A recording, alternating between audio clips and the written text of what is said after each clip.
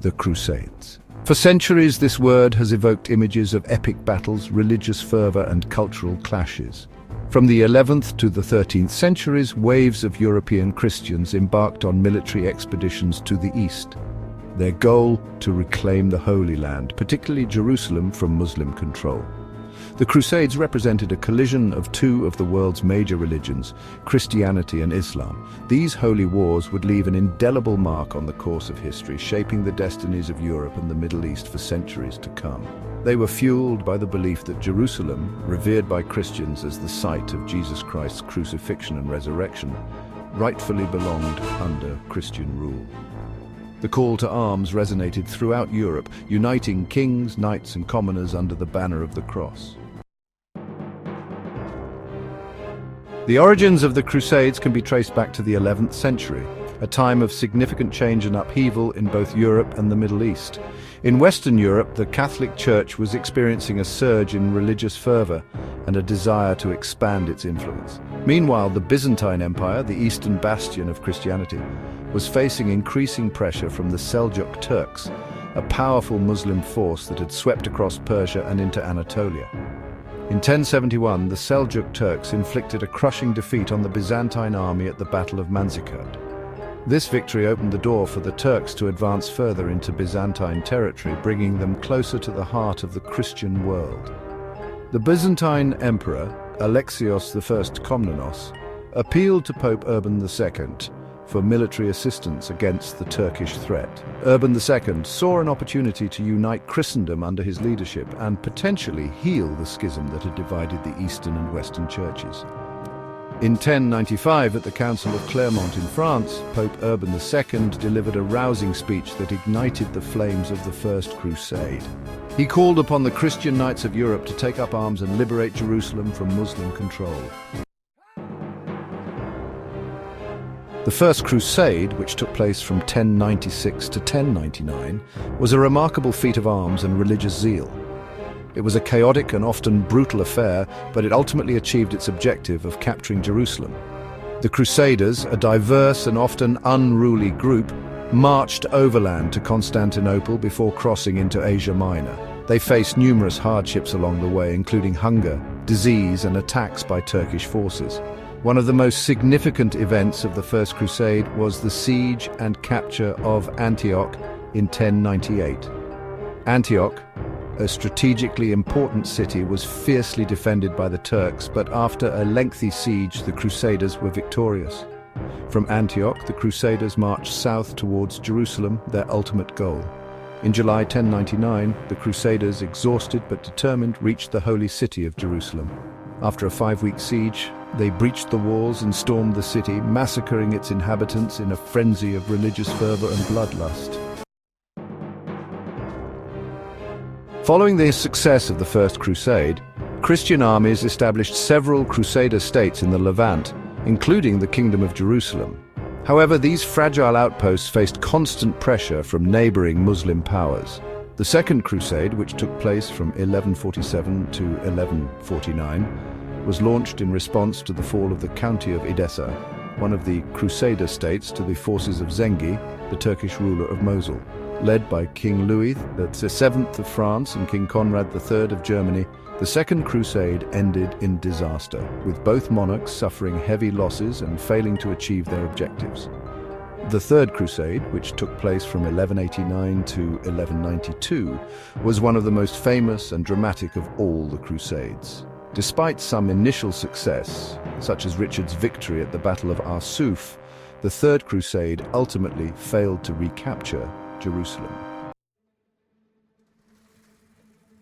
Section 5, the Fourth Crusade, a betrayal of faith. The Fourth Crusade, which took place from 1202 to 1204, stands as a controversial chapter in the history of the Crusades, marked by greed, betrayal, and a shocking departure from its original goals. Instead of reaching the Holy Land, this crusade took a dramatic detour that led to the sacking of Constantinople, the Christian capital of the Byzantine Empire. This act of aggression against fellow Christians shocked and outraged many, further dividing the eastern and western branches of Christianity. The Crusaders, heavily indebted to the Venetian merchants who provided their transportation, were persuaded to divert their expedition to settle a debt by attacking the city of Zara, a Christian city on the Adriatic coast.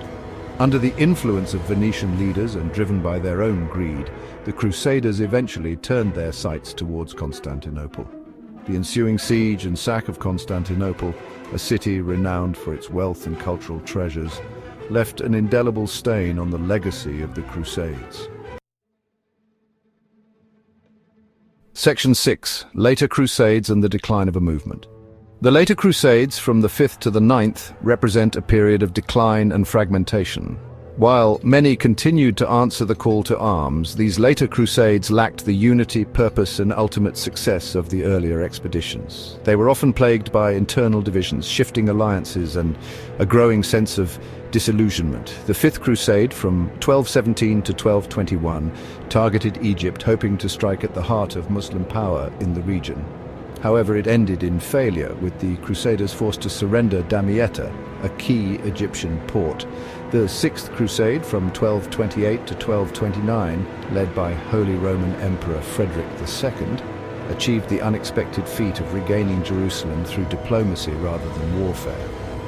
However, Jerusalem was lost again in 1244, prompting the Seventh Crusade from 1248 to 1254, led by Louis IX of France. This crusade, like many before it, ended in defeat. By the late 13th century, the Crusader presence in the Holy Land had dwindled significantly. In 1291, the last major Crusader stronghold, Acre, fell to the Mamluks of Egypt, bringing an end to the Crusader states and marking the definitive end of the Crusades in the Levant. Section 7. Leaders and Warriors Shaping the Crusades. The Crusades were shaped not only by the clash of faiths and armies, but also by the actions of remarkable individuals, both men and women, who rose to prominence during this tumultuous era. Richard I of England, known as Richard the Lionheart, embodied the chivalric ideal of the Crusader king. A skilled military commander and a charismatic leader, Richard's exploits during the Third Crusade, particularly his victory at the Battle of Arsuf, cemented his legend. Saladin, the Kurdish sultan who rose to prominence as the leader of the Muslim forces opposing the Crusaders, was admired even by his enemies for his chivalry, military prowess, and administrative skills. His recapture of Jerusalem in 1187 dealt a major blow to the Crusader states and triggered the Third Crusade. Eleanor of Aquitaine, one of the most powerful women of the Middle Ages, played a significant role in supporting the Crusades.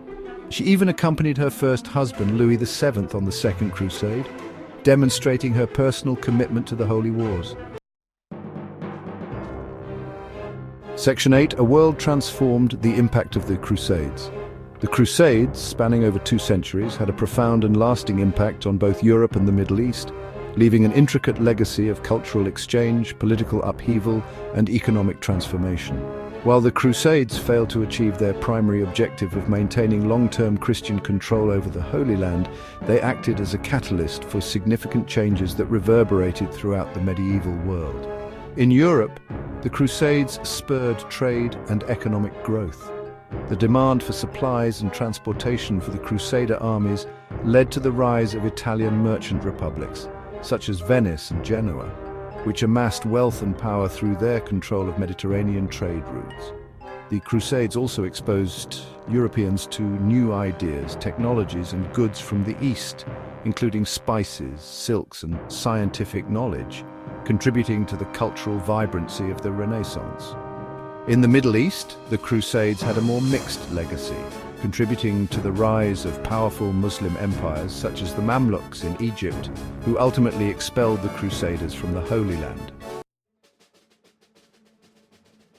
Section 9. Legacy of the Crusades, Echoes in the Modern World.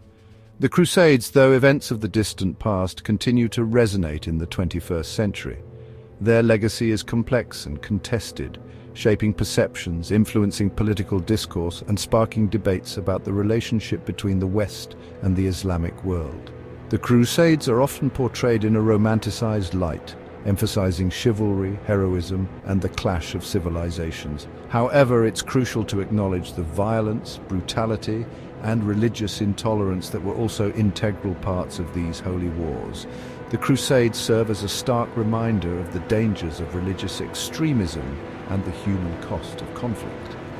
The lessons of the Crusades, with their blend of religious fervor, political ambition, and cultural exchange, remain relevant today, reminding us of the importance of tolerance, understanding, and peaceful coexistence in an increasingly interconnected world.